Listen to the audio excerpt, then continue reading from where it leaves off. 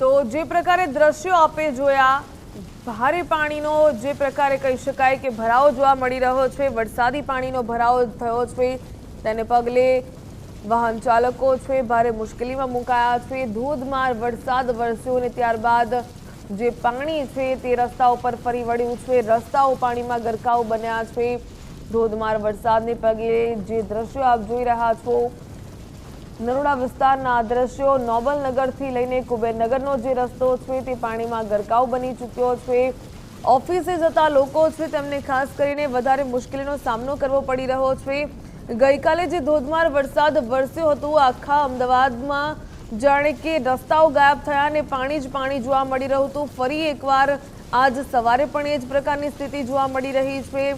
અનેક વિસ્તારોમાં પાણી ભરાઈ ગયા છે, લોકોના ઘરોમાં પાણી ભરાઈ ગયા છે, સોસાયટીમાં પાણી ભરાઈ ગયા છે। લોકોને બિનજરૂરી બહાર ન નીકળવા માટે હાલ તો અપીલ પણ કરવામાં આવી છે, પરંતુ જે ઓફિસે જતા લોકો છે તે વહેલી સવારે નીકળ્યા હતા, પરંતુ ભારે વરસાદને કારણે ફસાઈ ગયા છે। અનેક જગ્યાએ પાણીનો ભરાવો થયો છે, અનેક રસ્તાઓ પણ બંધ કરવામાં આવ્યા છે। જે કુબેરનગરનો જે અંડરપાસ છે તે સહિત અનેક અમદાવાદના જે અંડરપાસ છે તે કાલથી જ બંધ કરી દેવામાં આવ્યા છે।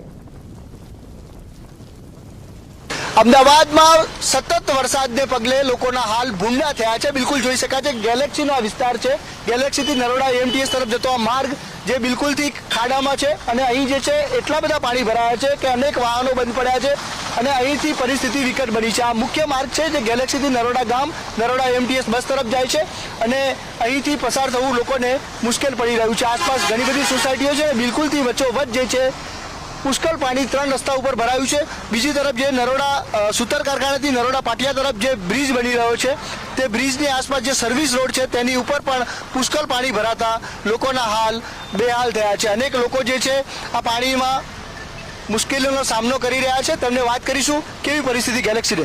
અત્યારે બહુ જ પાણી ભરાઈ ગયું છે અહીંયા અને ઢીચણસામાં પાણી ભરાઈ ગયા છે। ગેલેક્સી એએમટીએસ બસ સ્ટેશન જવું પણ અત્યારે મુશ્કેલી ભર્યું થઈ રહ્યું છે। બિલકુલ હાઈવેની કેવી પરિસ્થિતિ જે બની રહ્યો છે બ્રિજ આજુબાજુ, ત્યાં પણ અત્યારે પાણી ઢીચણસામાં ભરાઈ ગયા છે અને લોકોના ઘરોમાં પણ પાણી ભરાઈ ગયા છે। અહીંયા કેવી પરિસ્થિતિ હાલ? અરે અત્યારે જે કોઈ જોબ કરતા હોય કે એને જવું હોય તો બહુ હાલત ખરાબ છે, ક્યાંય બહાર નીકળાય એમ છે જ નહીં આજુબાજુમાં ક્યાંય। બિલકુલ તમને અત્યારે આમાં તો બધાને જે મોસ્ટલી ધંધા હતા ઠપ પડ્યા, કેમ કે જેને નીચાણમાં દુકાન હતી એમાં પાણી ગરી ગયું બધાને, એટલે બહુ અત્યારે અહીંથી જવાય એવું નથી, બાઇક નથી નીકળે એમ કે ટુ વ્હીલ કાંઈ રિક્ષા કશું નીકળે એવું નથી, એટલે ધંધા બધા ઠપ પડી ગયા હતી। કેવી પરિસ્થિતિ આ વિસ્તાર? આ વિસ્તારની પરિસ્થિતિ બહુ ભયાનક પરિસ્થિતિ છે। રાત્રે ખૂબ વરસાદ પડી રહ્યો હતો, અત્યારે ચારે બાજુ પાણી દેખાઈ રહ્યું છે।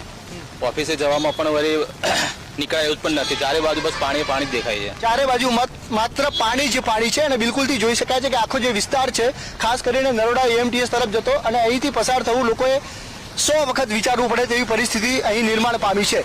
તમામ જે લોકો છે ત્રણ રસ્તા જે મુખ્ય છે એટલે કે નરોડા તરફ જતો રસ્તો, સુતર કારખાના તરફ જતો રસ્તો, ગેલેક્સી તરફ જતો રસ્તો, ત્રણેય તરફનો મુખ્ય આ જે હબ છે, આ જે સર્કલ છે તે પાણીમાં ગરકાવ છે। બીજી તરફ જે સર્વિસ રોડ છે મુખ્ય હાઈવેના સુતર કારખાનાથી નરોડા તરફના તે પણ જે છે પાણીમાં ગરકાવ છે। સર્વિસ રોડ પાણીમાં છે, મુખ્ય રોડ પાણીમાં છે, સતત વરસાદ ચાલુ છે। લોકોના હાલ શું થશે, હાલ બેહાલ છે, આગળ જતા શું પરિસ્થિતિ થશે, લોકો ચિંતામાં ગરકાવ છે। ત્યારે આ પરિસ્થિતિ જે છે ground zero report Gujarat first આપને બતાવી રહ્યું છે। કેમેરા પર્સન ગુજરાત સાથે સંજય જોશી, ગુજરાત ફર્સ્ટ, ગેલેક્સી, અમદાવાદ।